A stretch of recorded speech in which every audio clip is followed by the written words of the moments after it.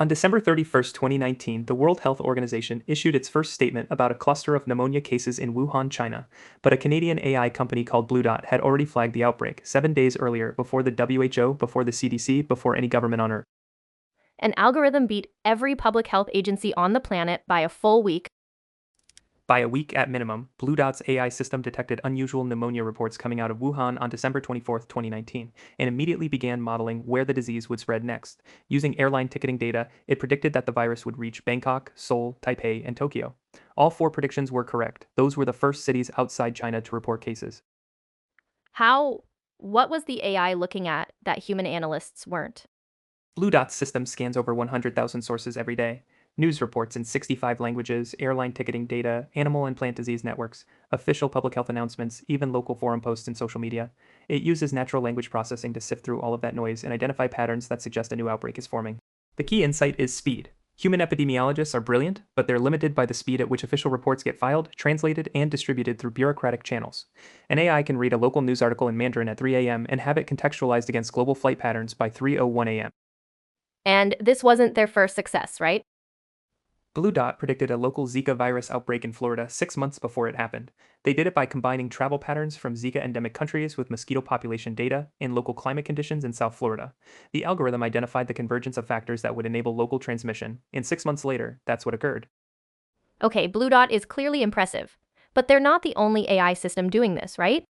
Not at all. There's a growing ecosystem of AI-powered disease surveillance tools. EpiWatch, developed by researchers at the University of New South Wales in Australia, is another major player. It's an open-source AI system that scans publicly available data to generate early warnings of epidemics worldwide. A 2022 study published in the journal Epidemiology and Infection showed that EpiWatch detected early signals of the multi-country mpox outbreak using open-source data. It identified unusual clusters of rash and fever illness that matched mpox profiles before the WHO declared it a public health emergency. What about Metabiota? I've heard that name come up in pandemic preparedness discussions. Metabiota was a San Francisco-based company that used AI and epidemiological modeling to assess pandemic risk. They built risk indices for outbreaks and were acquired by Ginkgo Bioworks in 2022. Their models analyze factors like pathogen characteristics, population density, healthcare infrastructure, and travel connectivity to estimate how likely an outbreak was to become a pandemic. So we have multiple AI systems all watching for the next outbreak. Why did COVID still catch us off guard? That's the critical question, and the answer is uncomfortable.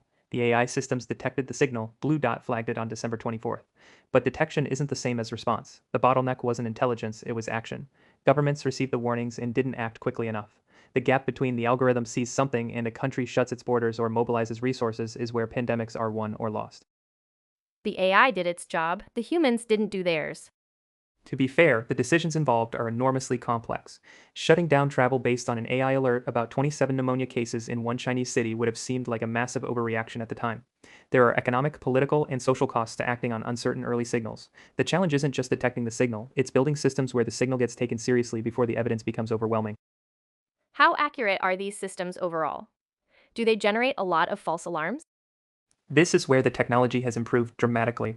A 2023 paper from the Dalla Lana School of Public Health at the University of Toronto described BlueDot's approach as progressively refined. The system monitors over 200 infectious diseases around the world continuously. Not every signal generates an alert. The AI weights signals by severity, novelty, and spread potential. A known seasonal flu cluster doesn't trigger the same response as an unknown respiratory pathogen in a dense urban area.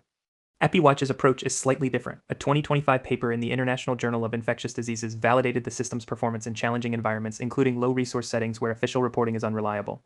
The AI compensates for weak official data by leaning harder on informal sources like local news and community health reports.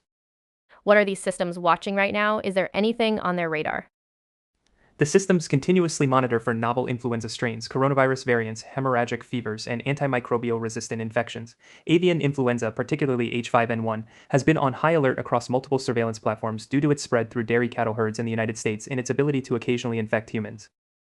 Is there a future where these AI systems could actually trigger automatic responses? Like, the algorithm detects something and travel restrictions kick in without waiting for a committee to meet? Some researchers advocate for that, but the ethical and political challenges are immense. A 2023 review in PMC explored the potential of AI epidemic monitoring and concluded that while the detection capability is increasingly reliable, automated response triggers raise concerns about sovereignty, false positives, and the economic damage of unnecessary lockdowns. It's the self-driving car dilemma applied to global health. The AI might be right 95% of the time, but that 5% could cause enormous harm. And unlike a self-driving car, the consequences aren't limited to one intersection. A false pandemic alert could crash stock markets, disrupt supply chains, and erode public trust in future warnings. The technology works, the governance framework hasn't caught up. Where is all of this heading? What does pandemic surveillance look like in 5 or 10 years? The vision that most researchers describe is an integrated global network. Wastewater monitoring for pathogen DNA, genomic sequencing of novel viruses within hours of detection, AI systems like BlueDot and EPYCH networked with hospital admission data, pharmacy sales, and even wearable health device data to detect outbreaks at the population level before individual cases are diagnosed. My Fitbit could help detect a pandemic. Aggregated, anonymized data from wearable devices showing unusual spikes in resting heart rate or fever in a geographic area could theoretically provide earlier signal than waiting for people to show up at hospitals. Several research groups are already exploring this approach. An AI that detected COVID a week before the WHO did. Another that predicted Zika 6 months early. Systems watching every corner of the globe in 65 languages. And the biggest obstacle isn't the technology, it's getting humans to listen. The algorithms are ready. The question is whether the institutions or all sources and papers are linked below.